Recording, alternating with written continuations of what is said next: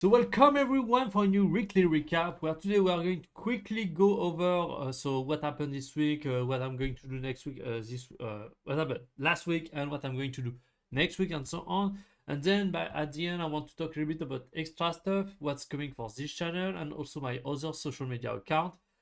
I've been thinking a lot about what I was doing outside of this, about business and so on, and I think I have at least I want to take that week where I'm going to think a lot about that. And I have a clear idea of what I want to do, just that I need to really build strong foundation before moving forward. So I'm going to talk a little bit about that after. Anyway, let's move on to actually the recap of this week, which was interesting because see, I've managed to do my 113. Also, squat really validated a good 150. So we are halfway there to the 160 by the end. And actually, I don't have a lot of weeks to come because this week I'm going to attempt a 160. But then I'm going to try to consolidate. If maybe I will have a 170 somewhere, but yeah, 180, I'm not sure I'm going to have it by the end. And because here, see, I'm going to get I am on creatine and so on, so that help a lot to create a good foundation. And I'm taking all my proteins and so on. But here I'm going to kind of taper, get off creatine, stop also the protein just to consolidate the gain. And so I'm pretty much going to do the same weight throughout those 3 weeks just to consolidate and make sure that my body is able to handle the weight without the supplement, without the added things. So mainly I believe that the max weight I'm going to be able to pull off is going to be that week. So not this week, but the week after. So you can see that this is I put 110 is just because don't tell anyone that I'm recording this after having done my workout just before. So yeah, anyway, it did not happen. Let's remove that. Anyway, so yep. And by the way, I managed 190 on the squat with elastic band. So let's go. Anyway. So yeah, other than that, it's going pretty well. And I've made those changes that I've made on the swing are interesting as well because it was really difficult to understand how to generate speed with that new motion, but I truly believe I start getting closer and closer to Rory swing. Because let's pull that off just for a moment.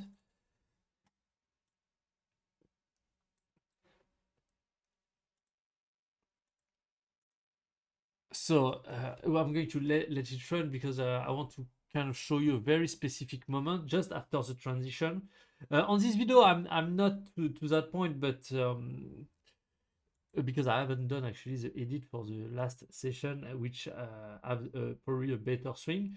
So here at the top, at the last session, and that's why I would have want to have actually done it before this weekly recap. But anyway, see that there is a left arm a little bit straighter. I think I found on Sunday session a way to get that a lot straighter, and that kind of bring me a little bit out of balance with the new motion, both the new motion and the left arm straight and so on. But I started figuring out a very interesting thing by the end.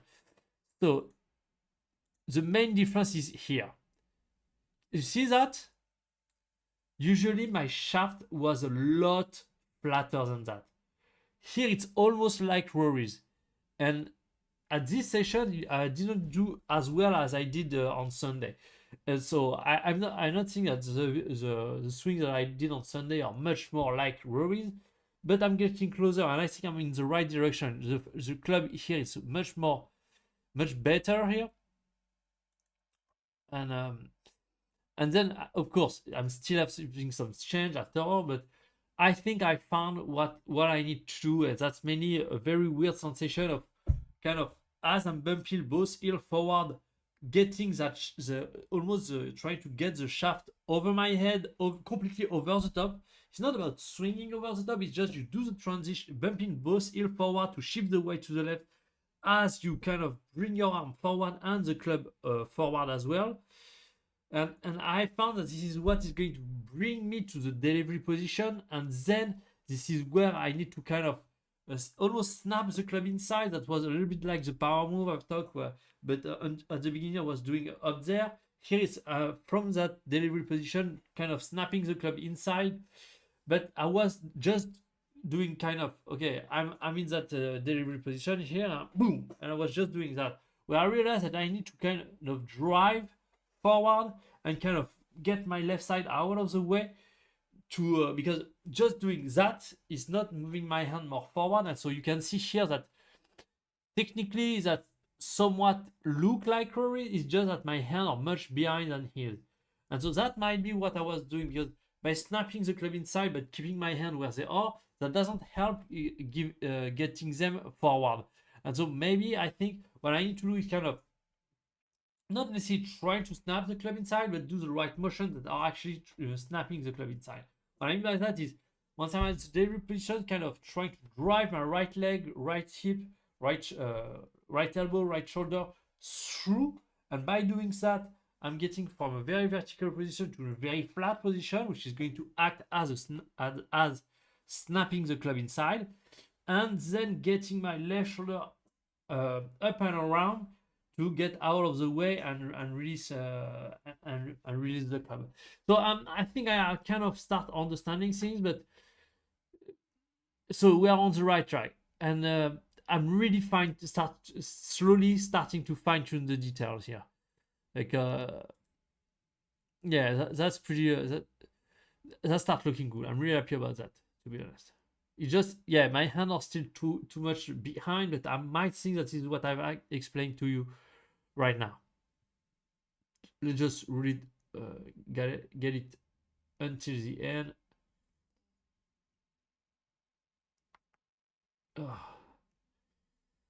Anyway, moving on. So I was kind of hit, and the goal for that week was actually to get above 113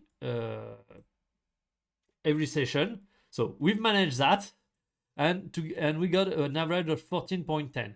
I don't care if that's much higher or not than the previous week, because last week the goal was 112. So 112 we crushed it.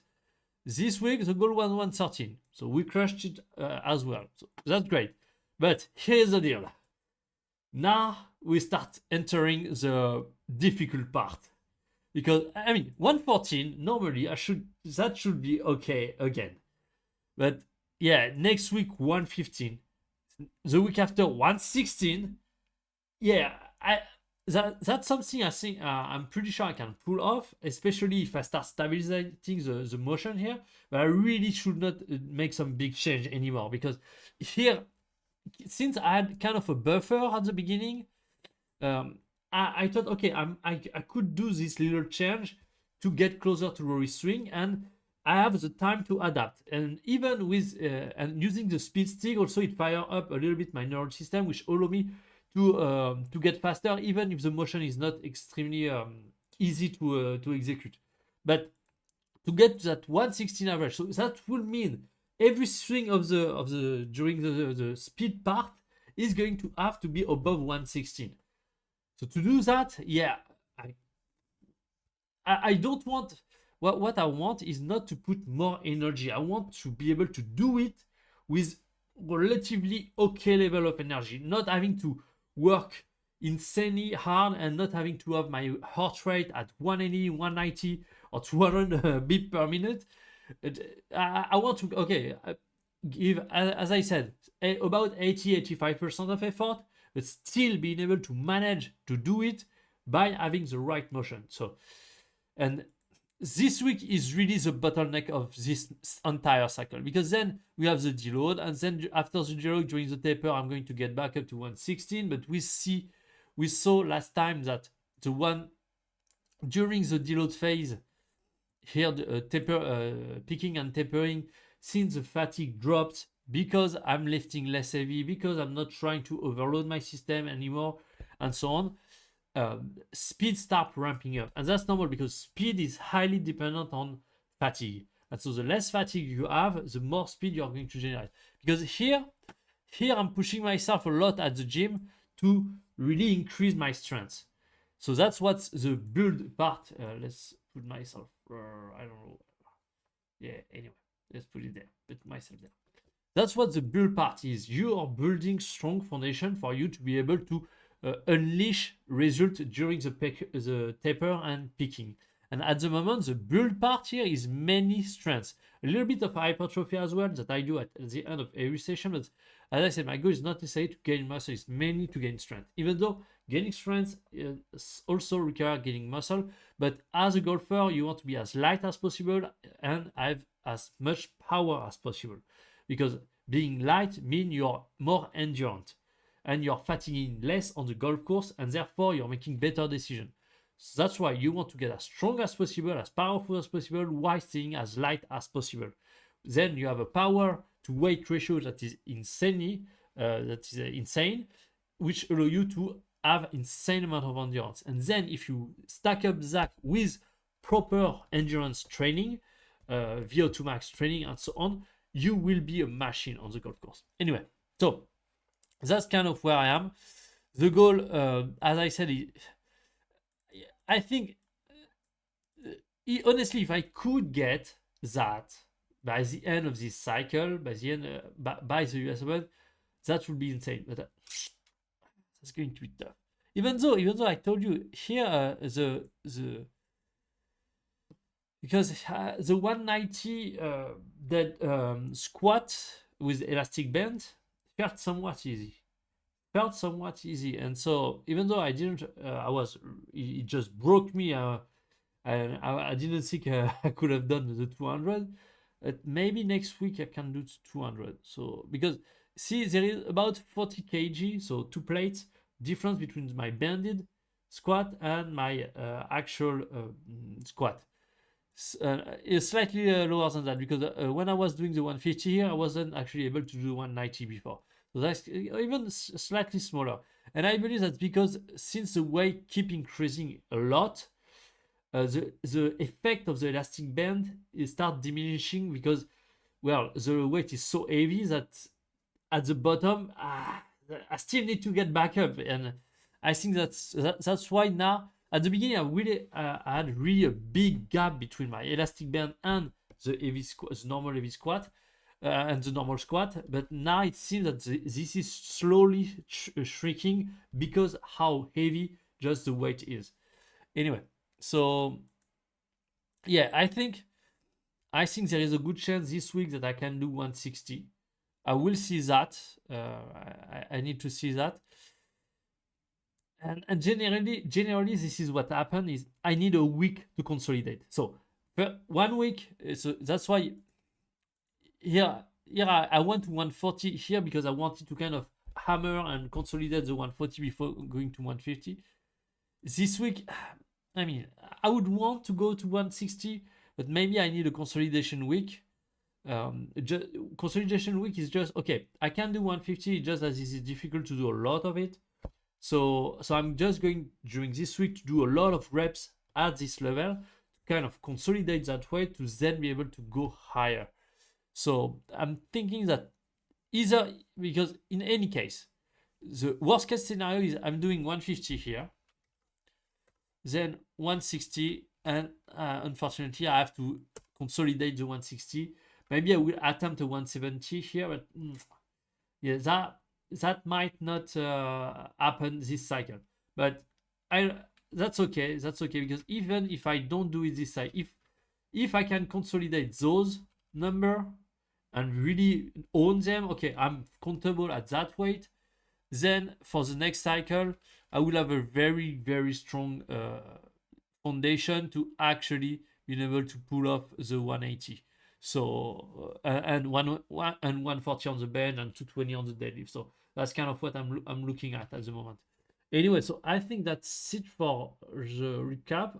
Let's see if I have anything on share here. So not necessarily because I don't have a lot of things recorded here. It's just that this week on the bench, heavy bench, I did 2 reps at 150. The 110 really felt okay on the bench. So 120 is still a little bit far, but 110 felt a lot of okay. And also here, I just realized something, the way I'm doing my training, and I think that might be an issue that I need to fix. Is, see here, I do heavy squat and then light, quote unquote, light deadlift, because it's pretty much one rep max. So the issue, and I felt it today, when I do the heavy squat, the banded heavy squat, it just drains so much of my neural drive that then having to do another extremely heavy stuff is difficult. So that's why I kind of switching the thing here. So I did light bench just after, because I figure, okay, if both in terms of neural drive and the fact that my lower body is already pretty much hit with the squat, I don't need to hit it again with the deadlift. So and also, no, here I'm not going to put it there. What I want to do is kind of, because the heavy deadlift this is a slightly different, because the heavy deadlift is a partial deadlift that I'm doing. It's not elastic band, and it's a lot less tiring than the elastic bands. The elastic bands are really hitting hard. So what I'm thinking is, okay, doing the partial deadlift here, which doesn't fatigue me that much, and then doing the light squat just after might be okay. Here, I'm doing the light deadlift after the heavy bench, but the heavy bench is a lot less strenuous on my nerve system. It's still strenuous, but that's upper body, and that's a push motion. So it's completely opposite to the deadlift. And also it's, as I said, it's less strenuous on my nerve system. So I think doing it like that, where I have heavy squat and bench, and this is what I did today. So I did my 110 on the bench, and probably my guess is I would have been able to do 115, but because I lost neural drive with the heavy squat, I wasn't able to do it. But that's okay. That's okay, because I mean, at the end of the day, as long as I'm getting strength overall, the exact numbers I'm hitting with the light, what's important to me is the heavy one go up. Because if the heavy one go up, I know that the light one are going up as well, the non-assisted or non-partial ones.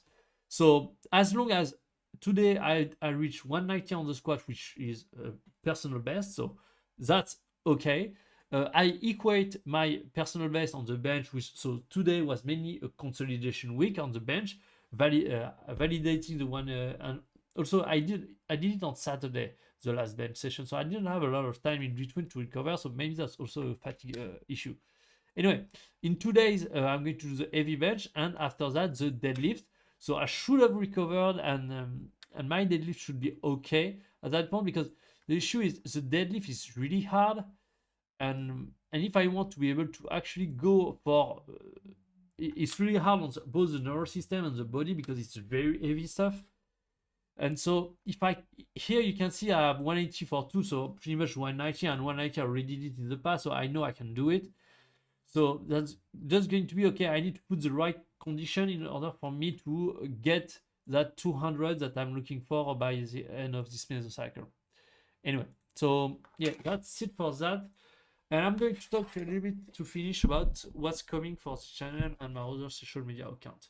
So that's kind of a follow-up of the video I made actually, that wasn't expecting, where I talked about my personal some personal talk and my story. So if you haven't watched it, it's like I believe it was two or 3 days ago. You will find it with the title. But eventually I realized that I was spreading myself too thin between business, training, and so on. And I believe that's also why I had it, because I said that I was reducing training because I had so much work, but I believe the true deeper issue was that I started burning out. And so I had to make kind of a big decision here, and so that's not a bad decision for this channel at all. Actually, it's pretty much the opposite. It's just I'm going to start making a lot more effort to produce better content. So on TikTok, Instagram and on YouTube. I think I'm going to start with short form first, even though I want to kind of improve all of those long form to make more views, because I found that there is some videos that suddenly get 500, 1,000, or even 2,000. The last one where I got like 2,500 views. So there is probably a way, like I think this is mainly title based, where I need to find the right titles that trigger people for watching the video a little bit, which is going to bring a lot more views. And so if I want to grow, this is kind of where. Anyway, so the main point is to be able to go to the PGA Tour. I need two things, and I've told you in the past. I need be good enough and have enough money to sustain that, to be able to go to the US first and participate to the Monday qualifier to be able to play on the PGA Tour. And then that's kind of the whole story, is keep doing it until I'm able to make multiple cut and get my card. That's kind of the long-term goal here. But the main issue that I'm facing at the moment is not to say that I'm not good enough, which probably I am, but I still have a lot of time to get to the level that I need to be. So that's not the main concern. The main concern is money. And so that's why I was working on a lot of stuff here and there, just to try to figure out a way that I can make sustainable money. But I start spreading myself too thin. And I believe, and therefore, I'm not making any progress on anything. So what I'm going to do from now on, and for this week and next week, I'm just going to work on foundation. So you are not going to see a lot of changes, but I am going to work on making absolutely awesome content and try to build subscriber and following on social media, TikTok and YouTube as fast as I possibly can within 90 days. And so the countdown is not going to start this week or next week, but probably the week after, where I'm going to start that, and probably start also another channel. I know I said that I'm spreading myself too thin, but it's kind of a very interesting challenge that I want to do, and I want to record it like everything that I'm doing, because I think it can kickstart also the other part, more business-oriented side, to help pro athlete build a following. Because what I want to do is kind of, since I have a lot of knowledge in terms of business and content creation, I want to apply that knowledge to solve my problem. So first, making myself a success story. So then I can have the framework that I need to be able to help other pro athletes do the same, build the following, so they can sustain their dream and just don't give up. So, but to do that, I need some proof that I can actually deliver and help them. And I think the best way for me to do that is just focusing on me, focusing on creating awesome content for you guys, and yeah, and just try to get viral pretty much. So yeah, and also like excite me a little bit, because because I've been thinking a lot about different type of videos that I could make, and one of those is a trick shot, and I think that's going to be very interesting, because for putting and chipping, as you can see, because maybe your assumption is that I'm training on chipping and putting when I'm not recording, which I'm not. Let's be honest, I am not training on putting and chipping at all. So, and that's not because I don't want, or because I think that this is going to be a distraction. It's just my putting. I know that's going to be a little bit presumptuous to say that, but it's almost like my putting and chipping has become so good that this is just way too boring for me to train. And so I need a way for me to make it challenging and make me want to. It's not even training. So those idea of trick shot is, okay, you know what? Since I'm really good, and if I really want to get extremely good, I need to keep challenging myself, because this is the issue. If you don't challenge yourself enough, you get bored. So that's kind of where you have your skill level, and if what you're doing is not challenging enough, you'll get bored, and if it's too challenging enough, you get anxious and scared. And so those trick shots are going to be a way for me to really push my level to insane height, And what I really want to do is being able to reach a level where trick shot or thing or impressive putting or chipping things just are business as usual for me as a professional player. And so that way, first of all, I will have a way for me to keep pushing myself to make content and at the same time practice my chipping and my putting in a way that really drive me to get better and not because for me I've understood exactly what I need to do to have a good enough chipping and putting and I know exactly what I need to do if I really want to nail it and get my best level. But at the moment, since I'm not on the PGA Tour, I'm not competing anyway.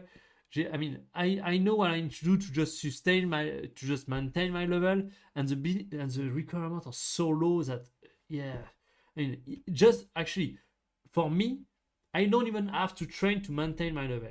I just need to do one golf course every now and then where I'm going to be chipping, where I'm going to be putting, and that's more than enough for me to maintain my level. So that's why I need something else in order for me to get to push myself to new territory of performance regarding those. But that's and like I don't know, maybe making 1,000 putts in a row at 3 feet or 9 feet. I don't know, some crazy thing like that.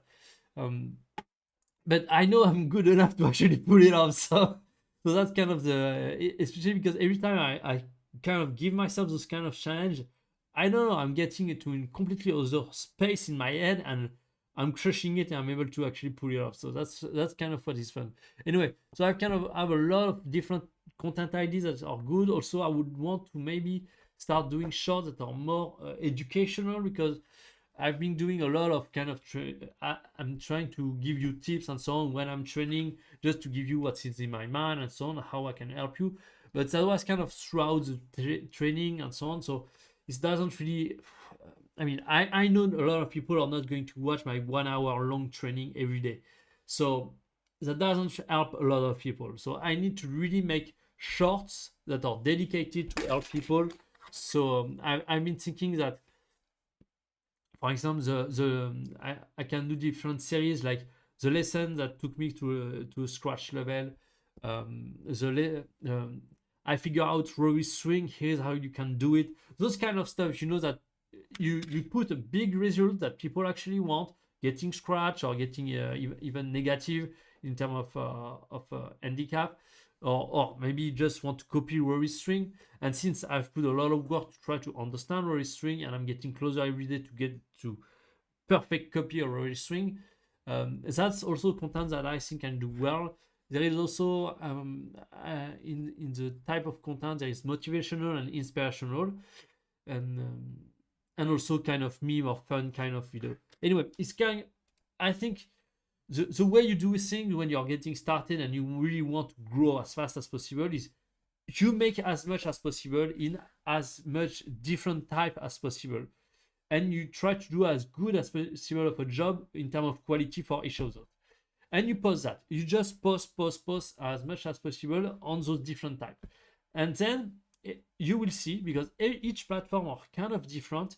TikTok, Instagram, YouTube, the audience don't respond the same to the same thing. So you need at first to post everything on every platform and then discover, okay, what kind of content perform better on which platform. And once you figure that out, just double down on what works and start doing less of what doesn't. Or just keep doing what doesn't, but just start changing stuff. Try to find new ways to because by understanding what works, you will be understanding, okay, maybe this is why this one doesn't. So maybe I can tweak it a little to make it work. And so then you refine the strategy to the point where you know exactly what type of content you need to put on every single platform. And this is how you grow as fast as possible. Anyway, at least that's my plan. So that's what I'm going to work on outside of training this week, trying to figure out things, and also this journey of 90 days to grow to 10K followers. That's kind of the challenge I want to set to myself, because I need to do it fast anyway. So I might as well just do a challenge video series on another channel. This is going to be on my personal brand channel, so just Tom Forest. And I think I'm going to start a brand new channel because I started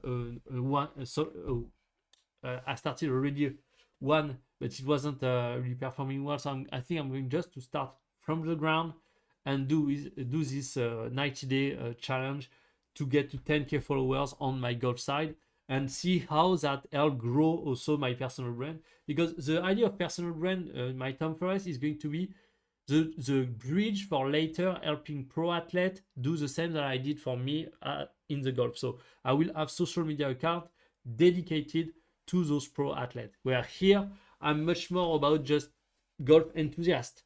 And so that just want to see my journey of getting to the PGA Tour and so on. And because that's something I think I'm going to have to hammer a lot to pro athlete if I ever try to help them achieve their goal of building a following online. Is that's something I think a lot of people are forgetting. But as a pro athlete, you are here to entertain people. This is your value in society, because we are passionate. We just work hard and love the sport, but sometimes we kind of forget, okay, what is our purpose outside of just our passion for the sport?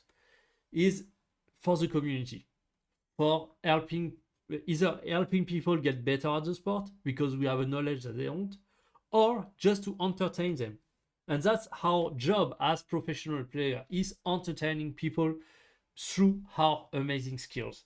That's kind of a nice way to condense it. So pretty much that's what I want to do with the golf side. Create a lot of content that either educate to help people get better or entertain as much as possible. Yeah, I think that's it. So thanks for watching, and I'll see you tomorrow for the workouts that I did earlier today. So thanks for watching, and I'll see you tomorrow.